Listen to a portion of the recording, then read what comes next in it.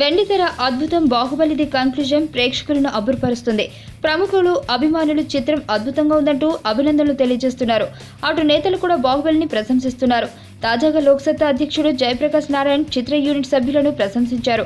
బాహుబలి 2 అద్భుతమైన భావోద్వేగాలు, విజువల్స్తో కూడుకున్నదని అభిప్రాయపడ్డారు.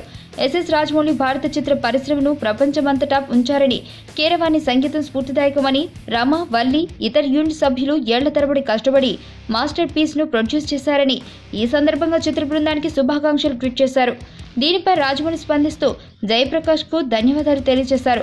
ప్రస్తుతం బాహుబలి రికార్డుల ప్రభంజనం కొనసాగుతున్న సంగతి కూడా తెలిసిందే.